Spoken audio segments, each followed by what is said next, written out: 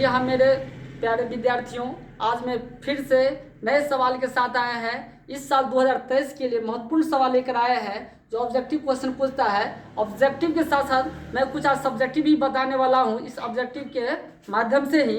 तो देखते हैं कि पहला सवाल है, दंत विशेषज्ञ किस दर्पण का प्रयोग करते हैं। तो दंत विशेषज्ञ किस दर्पण का प्रयोग करते हैं, पहला सवाल है कि दंत विशेषज्ञ जो है विशेषज्ञ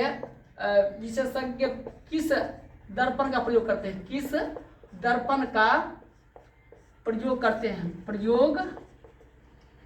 हैं। तो किस दर्पण का प्रयोग करते हैं, यह है अवतल दर्पण। अवतल दर्पण का प्रयोग करते हैं। दूसरा सवाल है, कौन सा लेंस अपसारी लेंस कहलाता है। अब कहता है अपसारी लेंस और दूसरा है अभिसारी लेंस।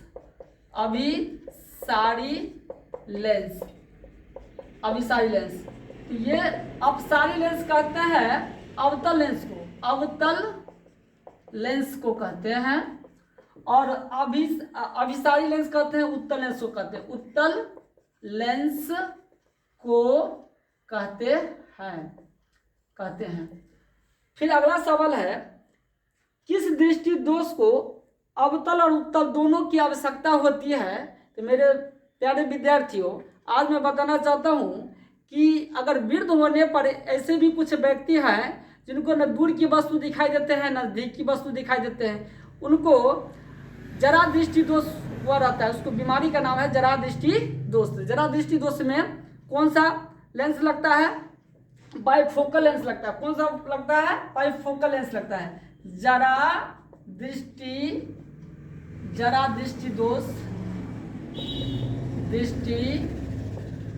दोष में बाइफोकल लेंस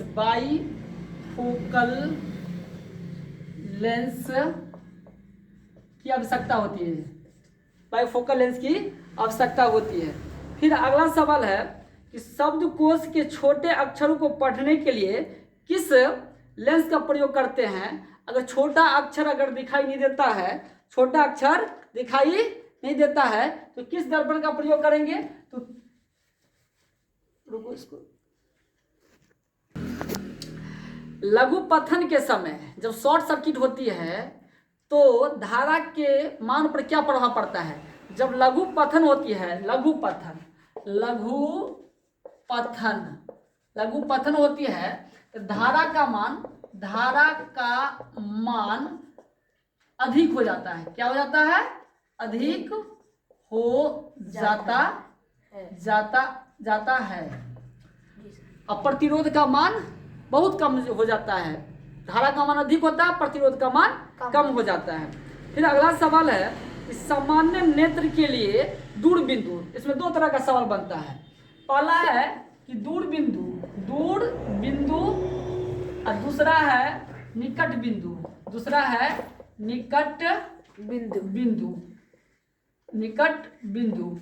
तो निकट बिंदु कितना है, तो निकट बिंदु है 25 सेंटीमीटर और दूर बिंदु है अनंत है। दूर बिंदु अनंत है। कहता है किस लेंस की फोकस दूरी धनात्मक होती है। तो पहला, किस लेंस की फोकस दूरी धनात्मक होती है। तो धनात्मक की बात कहे तो उत्तल लेंस की फोकस दूरी धनात्मक, क्योंकि ये ऐसे होंगे, इस तरह से किरण आएंगे और इससे गुजरेंगे और ये F है। ये लेंस के बाईं ओर जो भी चीज होगी वह ऋणात्मक, और लेंस के दाईं ओर जो भी चीज होगी वह धनात्मक। इसलिए उत्तल लेंस की फोकस दूरी धनात्मक होगी और अवतल लेंस की फोकस दूरी ऋणात्मक होगी।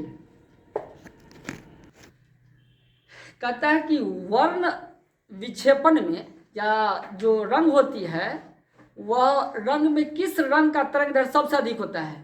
तो किस रंग का तरंग दैर्ध्य, किस रंग का तरंग दैर्ध्य सबसे अधिक होती है, सबसे अधिक होती है, सबसे अधिक होती है, अधिक होती है, वह लाल है, लाल है। और इस पर एक सवाल बनता है कि खतरे के चिन्ह पर लाल रंग का ही प्रयोग क्यों किया जाता है? तो लाल रंग का तरंग दैर्ध्य सबसे अधिक होता है, जो दूर से ही दिखाई देता है, इसलिए खतरे के चिन्ह पर या निशान पर लाल रंग का प्रयोग हम लोग करते हैं। दूसरा सवाल इसी में आता है, किस रंग का तरंग दैर्ध्य सबसे कम होता है, सबसे कम होता है। ये रंग जो है ये सबसे कम वाला बैगनी है, बैगनी।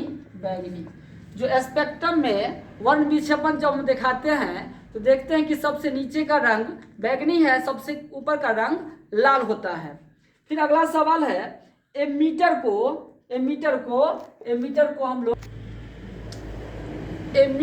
परिपथ में किस क्रम में जोड़ते हैं? एमीटर होता है, एक वोल्टामीटर होता है। तो एमीटर को हम लोग परिपथ में श्रेणी क्रम में जोड़ते हैं और वोल्टामीटर को समानांतर क्रम में जोड़ते हैं। एमीटर को परिपथ में श्रेणी क्रम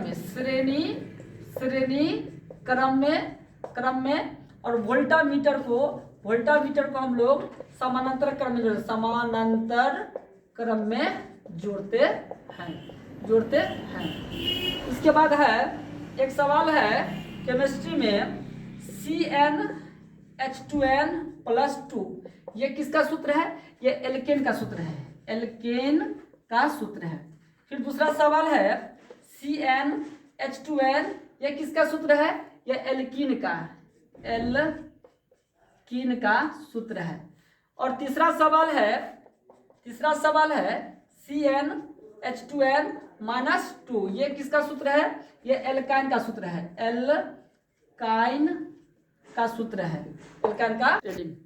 फिर देखते हैं हम लोग अगला सवाल है कि C+O2, अगर ये C+O2 और मिलाकर बना दिया CO2 तो कैसी अभिक्रिया है? यह अभिक्रिया कहलाएगी संयोजन अभिक्रिया। क्या कहलाएगी?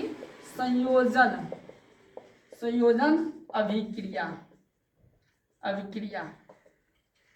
अभिक्रिया कहलाएगी।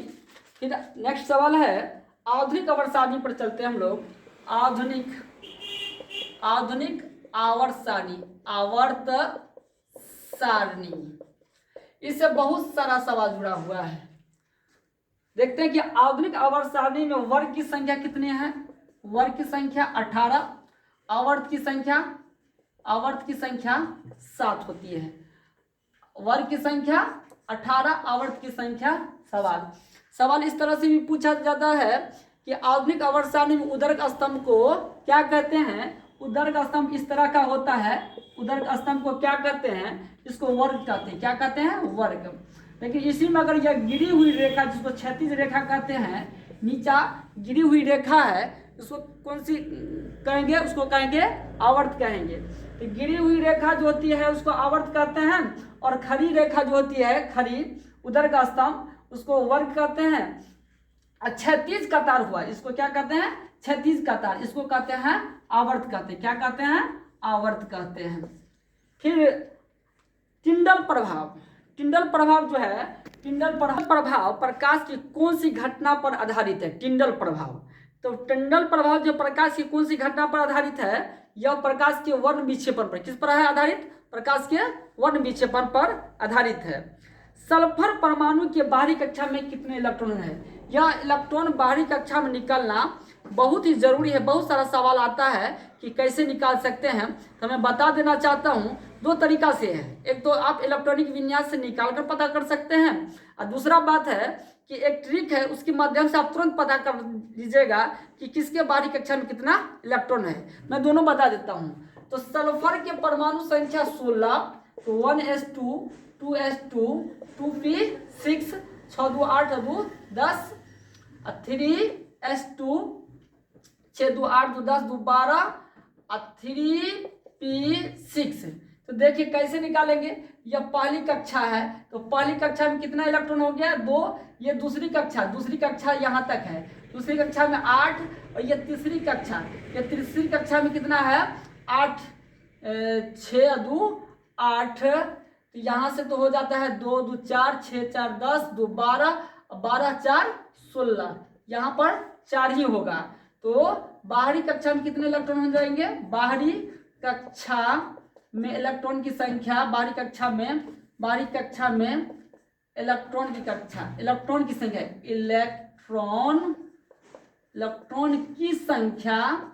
संख्या 6 होगी।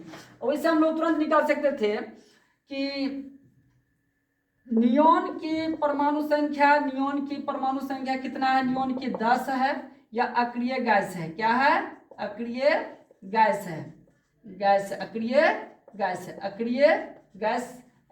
है, जिसकी परमाणु संख्या कितना है 10 है। 10 है कितना 16 होता है तो 6 होता है, 10 + 6। तो यह अक्रिय गैस के बाद जितना भी नंबर आता है वही बाहरी कक्षा में इलेक्ट्रॉन की संख्या कहलाता है। इससे भी हम आसानी से निकाल सकते हैं। या हमें कहे पोटासियम के बाहरी कक्षा में कितने इलेक्ट्रॉन है, तो पोटासियम की परमाणु संख्या 19 होता है। तो ये 19 होता है तो कैसे निकालेंगे, तो ये आर्गन के नजदीक है, आर्गन की परमाणु संख्या 18 होता है, 18 में कितना जोड़ेंगे तो 19 हो जाएगा। तो 1 और 1 जो होती है बाहरी कक्षा में इलेक्ट्रॉन की संख्या होती है। इससे भी हम लोग आराम से पता कर सकते हैं। ग्लूकोज का सूत्र क्या होता है, ग्लूकोज का सूत्र हम बताते हैं। ग्लूकोज का सूत्र होता है C6H12 C6H12O6। तो कहने का मतलब यहाँ पर कार्बन की कितना हुआ 6, हाइड्रोजन 12, ऑक्सीजन 6। इसमें सवाल पूछा है ग्लूकोज के अणु में ऑक्सीजन के कितने परमाणु होते हैं, तो साफ साफ झलक रहा है ऑक्सीजन कितने परमाणु है, ऑक्सीजन के 6 परमाणु है। तो ये आप याद कर लीजिएगा तो आसानी से इसका आंसर दे सकते हैं। एल्युमिनियम के मुख्यतः 3 अयस्क होते हैं। एल्युमिनियम कितने अयस्क होते हैं 3, कौन कौन, पहला है बॉक्साइट, दूसरा क्रायोलाइट और तीसरा कोरंडम।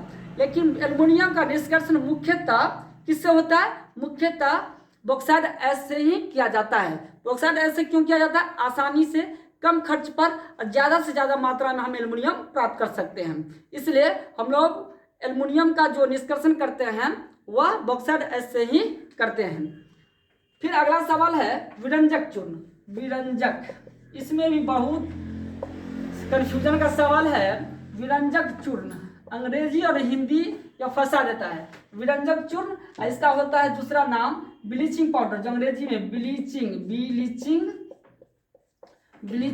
पाउडर।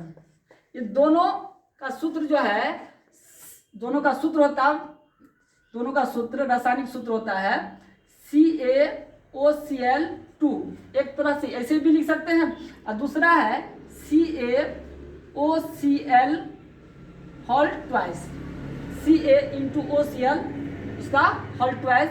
इससे भी हम पता करते हैं, लेकिन दोनों एक ही है, अलग अलग नहीं है। देखो ये भी बहुत बढ़िया सवाल है। कौन सा पदार्थ है कि लाल लिटमस पत्र को नीला कर देता है, अम्ल होगा कि क्षार होगा, तो अम्ल तो होगा नहीं, इसके आंसर क्षार होगा कि क्षार जो है लाल लिटमस पत्र को नीला कर देता है। फिर अगला सवाल है कि हाइड्रोजन